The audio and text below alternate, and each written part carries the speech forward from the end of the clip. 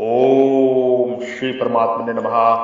वसुदेव सुतम देवम कंस चाडूर मर्दनम देवकी परमानंदनम कृष्णम वंदे जगत गुरु जगत गुरु जगत गुरु। ओम श्री जी राधा रानी की जय हो जय हो जय हो जय हो जय हो। ओम विष्णुवे नमः ओम विष्णुवे नमः ओम विष्णुवे नमः। ओम नमो नारायणाय ओम नमो नारायणाय ओम नमो नारायणाय।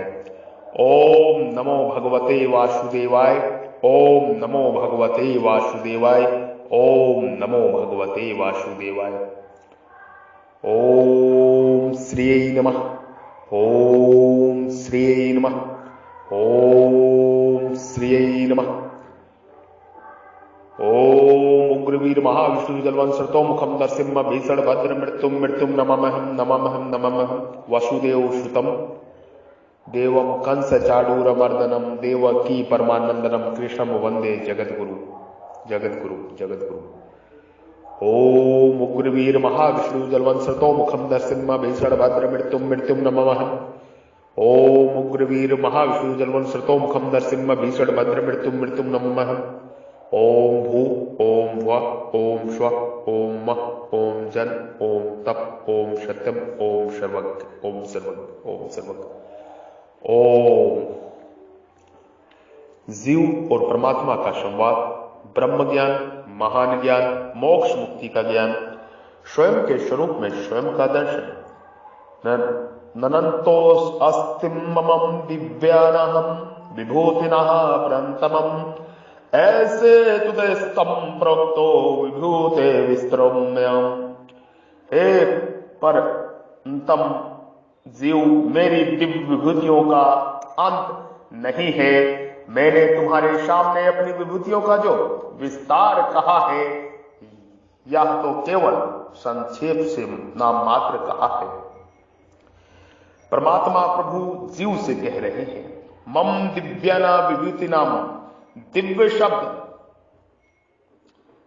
शब्द अलौकिकता, अलौकिकता, विलक्षणता का घोतक है। साधक का मन जहां चला जाए वहीं भगवान का चिंतन करने से यह दिव्यता वहीं प्रकट हो जाएगी, क्योंकि भगवान के समान दिव्य कोई है ही नहीं। देवता जो दिव्य कहे जाते हैं वे भी नित्य ही भगवान के दर्शन की इच्छा रखते हैं। नित्यम दर्शन कंगनम। इससे सिद्ध होता है कि दिव्याति दिव्या दिव्याति दिव्या दिव्याति दिव्या दिव्याति दिव्या तो एक भगवान ही है। इसलिए भगवान की जितनी भी विभूतियां हैं तत्व से वे सभी दिव्य हैं, परंतु साधक के सामने उन विभूतियों की दिव्यता तभी प्रकट होती है जब उसका उद्देश्य केवल एक भागवत प्राप्ति का ही होता है। भागवत तत्व जानने के लिए राग देश से रहित होकर उन विभूतियों में केवल भगवान का ही चिंतन करता है, तभी परमात्मा की विभूतियों का दर्शन होते हैं, तभी उस विभूतियों का सत्य सामने प्रकट होता है। परमात्मा जीव से कह रहे हैं। जीव ने पहले प्रार्थना रूप में पूछा। भगवान ने विभूतियों का वर्णन आरंभ करते हुए कहा और उसका उपसंहार करते हुए भगवान कहते हैं, ननतस्तम महादिव्यान विभूतम। इस तरह प्रार्थना, उपक्रम में और उपसंहार में तीनों जगह दिव्य पद की एकता है। ननतोस अस्तिम, भगवान की दिव्य विभूतियों का अंत नहीं है, कारण कि भगवान अनंत है तो उनकी विभूतियां, गुण लीलाएं आदि भी अनंत है। हरे अनंत हरि कथा अनंता, हरि अनंत हरि कथा अनंता। इसलिए भगवान ने विभूतियों के उपक्रम में और उपसंहार में दोनों ही जगह कहा है कि मेरी विभूतियों के विस्तार का अंत नहीं है। श्रीमद् भागवत में भगवान ने अपनी विभूतियों के विषय में कहा है कि मेरे द्वारा परमाणुओं की संख्या समय से गिनी जा सकती है, पर करोड़ों ब्रह्मांडों को रचने वाली मेरी विभूतियों का अंत नहीं पाया जा सकता। परमात्मा ने जीव से कहा है, मेरे द्वारा परमाणुओं की संख्या समय से गिनी जा सकती है, पर करोड़ों ब्रह्मांडों को रचने वाली मेरी विभूतियों का अंत नहीं पाया जा सकता। परमात्मा अनंत है, अनादि है। भगवान अनंत असीम और अगाध है। संख्या की दृष्टि से भगवान अनंत है, अर्थात उनकी गणना प्रादर्शक नहीं हो सकती। सीमा की दृष्टि से भगवान असीम है, सीमा की दृष्टि से भगवान असीम है। सीमा दो तरह की होती है, कालकृत और देशकृत।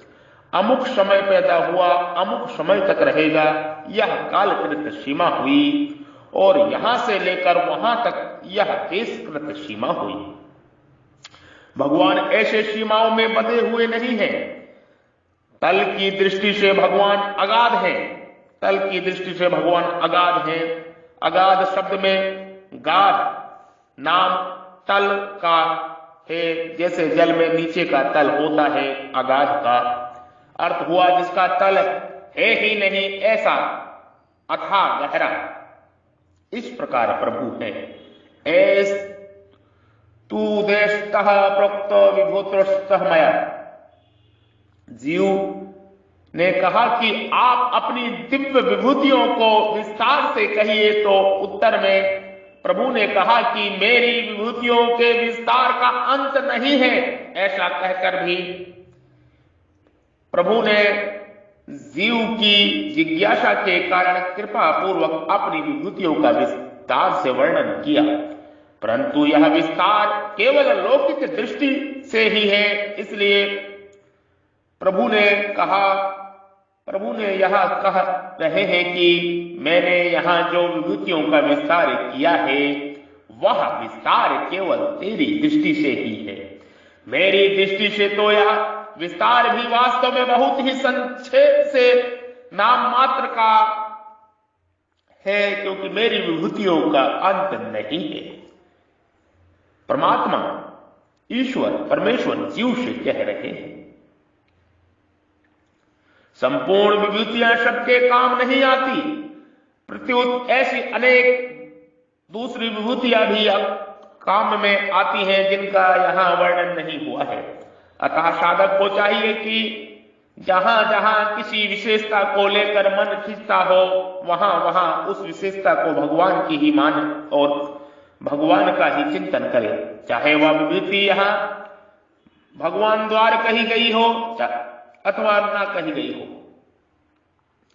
भगवान ने कारण रूप से 17 विभूतियां, कार्य कारण रूप से 33 विभूतियां, भाव रूप से 20 विभूतियां, अध्यात्म रूप से व्यक्ति रूप से 25 विभूतियां, मुख्य रूप से तथा अधिपति रूप से 21 विभूतियां, संसार रूप से विभूतियां, प्रभाव रूप से 13 विभूतियां की चर्चा करी है।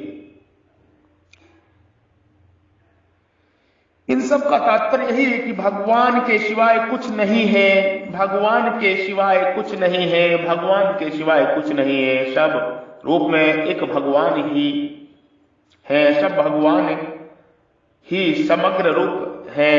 असत परिवर्तनशील है और सत अपरिवर्तनशील है। यह सत परा और असत अपरा दोनों ही भगवान की विभूतियां हैं। तात्पर्य की विभूतियों से साक्षात भगवान ही है, विभूतियों रूप से साक्षात भगवान ही है। अतः जिसमें हमारा आकर्षण होता है वह वास्तव में भगवान ही आकर्षण है, परंतु भोग बुद्धि के कारण वह आकर्षण भागवत प्रेम परिणित न होकर काम आसक्ति में परिणित हो जाता है, जो संसार में बांधने वाला है। भगवान ने ब्रह्मा को भी माम अपना स्वरूप कहा है। भगवान ने गीता में ब्रह्मा को भी अपना स्वरूप कहा है।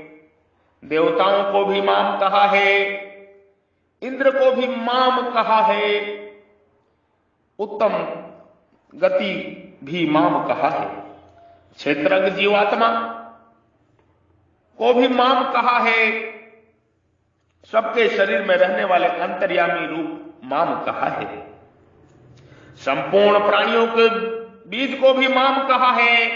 आदि तात्पर्य है कि सगुण, निर्गुण, साकार, निराकार,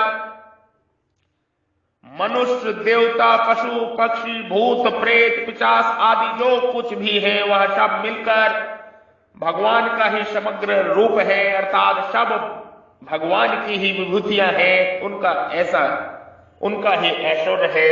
यह सब की सब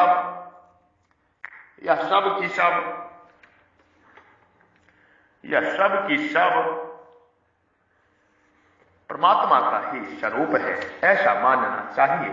ये सब का सब परमात्मा का ही स्वरूप है, ऐसा जानना चाहिए। विभूतियां अभव्य अविनाशी है, यह सब की सब विभूतियां अभव्य अविनाशी है।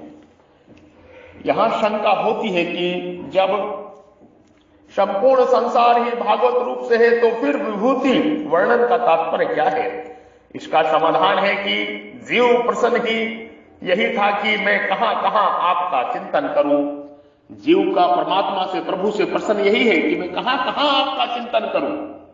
वास्तव में सब कुछ भगवान का समग्र रूप ही है, पर मनुष्य को जिस वस्तु में विशेषता दिखती है उस वस्तु में भगवान को देखना, उनका चिंतन करना सुगम पड़ता है, क्योंकि मन में उसकी विशेषता अंकित रहने से मन स्वतः उसमें जाता है। इसलिए भगवान ने अपनी विभूतियों का वर्णन किया है। मुख्य विभूतियों का वर्णन करते हुए प्रभु ने कहा कि संपूर्ण प्राणियों का एक सृष्टि मात्र आदि मध्य तथा अंत में ही हूं। संपूर्ण प्राणियों का एक सृष्टि मात्र आदि मध्य और अंत में ही हूं। प्रभु ने जीव से कहा है संपूर्ण प्राणियों का बीज में ही हूं, मेरे बिना कोई भी चर अचर प्राणी नहीं है और संपूर्ण जगत मेरे एक अंश में स्थित है। प्रभु ने जीव से कहा है संपूर्ण जगत मेरे एक अंश में स्थित है। फिर भगवान के सिवाय बाकी क्या रहा? कुछ भी बाकी नहीं रहा, सब कुछ भगवान ही है। फिर प्रभु के सिवाय बाकी क्या रहा? कुछ भी नहीं बाकी रहा, सब कुछ भगवान ही है। वसुदेव सर्वम, वसुदेव सर्वम, वसुदेव सर्वम। विभूति वर्णन गौण नहीं है, प्रतीतिया भागवत प्राप्ति का मुख्य साधन है, जिसकी सिद्धि वसुदेव सर्वम में होता है। कारण कि संसार में हमें जहां भी कोई विशेषता दिखाई दे उसको भगवान की ही विशेषता मानने से हमारा आकर्षण उस वस्तु, व्यक्ति आदि में ना होकर भगवान में ही होगा। जड़ता का आकर्षण, प्रियता ही मनुष्य को बांधने वाली है। कारण गुण संग सदा सयोधिमसु। अंत विभूति वर्णन का तात्पर्य संसार की सत्ता, महत्ता और प्रियता को हटाकर मनुष्य को वसुदेव सर्वम का अनुभव कराना है, जो कि खास ध्येय है। संसार की सत्ता, महत्ता और संबंध ही मनुष्य को बांधने वाला है। संसार की सत्ता, महत्ता और संबंध ही मनुष्य को बांधने वाला है। इसलिए संसार में जहां मनुष्य का ज्यादा आकर्षण होता है वहां उसका भागवत बुद्धि, भोग बुद्धि, वहां उसकी भोग बुद्धि ना होकर भागव बुद्धि हो जाएगी, तो उसके अंतकरण में संसार की सत्ता, महत्ता और संबंध न होकर भगवान की सत्ता, महत्ता और संबंध हो जाएगा।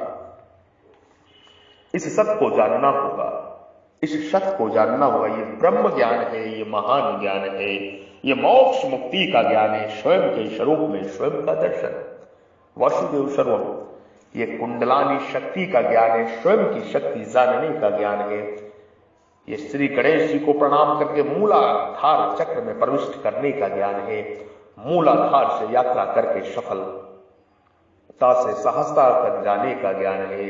स्वयं की शक्ति को, स्वयं को जानने का ज्ञान है, स्वयं के स्वरूप में स्वयं के दर्शन करने का ज्ञान है।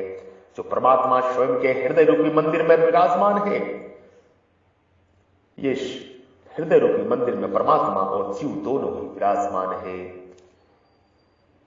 उस परम प्रकाश पुंज को देखने का ज्ञान है, ये ब्रह्म ज्ञान है, ये महान ज्ञान है, मोक्ष मुक्ति का ज्ञान है। स्वयं के स्वरूप में स्वयं का दर्शन, 84 लाख के बंधनों को काटने का ज्ञान है, इस जीवन रूपी यात्रा को सफल करने का ज्ञान है, परमात्मा के साथ एकता करने का ज्ञान है। वसुदेव सुतम देवम कंस चाडूरमर्दनम देवकी परमानंदनम कृष्णम वंदे जगद्गुरु जगद्गुरु जगद्गुरु। नित्य योग, सत्य योग, राजगुहा योग, राज विद्या योग, नित्य योग, सत्य योग, राजगुहा योग, राज विद्या योग, यही ब्रह्म विद्या है, यही महान विद्या है। मैं आपकी शरण में हूं, मैं आपका हूं, मैं प्रभु का हूं और प्रभु मेरे हैं, मैं केवल भगवान का हूं और केवल भगवान ही मेरे हैं। गाय, गंगा, ज्ञात्री, जल, जंगल और जमीन इस धरा के मूल प्राण तत्व हैं। इनका संरक्षण, रक्षा आदि सृष्टि, आदि सनातन जगत के लिए, संपूर्ण विश्व के लिए आवश्यक ही नहीं, परम आवश्यक है। प्रकृति, जीव, परमात्मा को मेरा बारंबार प्रणाम। आपके हृदय रूपी मंदिर में विराजमान परब्रह्म परमेश्वर ईश्वर को प्रणाम करता हूं। कृपया मेरा प्रणाम नमस्कार स्वीकार करें। जो ईश्वर आपके हृदय रूपी मंदिर में विराजमान है, उसको प्रणाम नमस्कार स्वीकार करें। मैं ब्रह्म ऋषि, महर्षि बद्री विशाली योगी श्री अवध का संत महात्मा पुरोहित आपको ब्रह्म ज्ञान का ब्रह्म मुख से उपदेश कर रहा हूं। इस उपदेश को, इस ब्रह्म ज्ञान को बार बार सुने और पुरोहित, मुझको पुरोहित स्वीकार करते हुए मानसिक रूप से इस ज्ञान को बार बार सुने। स्वयं के स्वरूप में स्वयं का दर्शन होगा, परमात्मा हृदय रूपी मंदिर में ही प्रकट होंगे।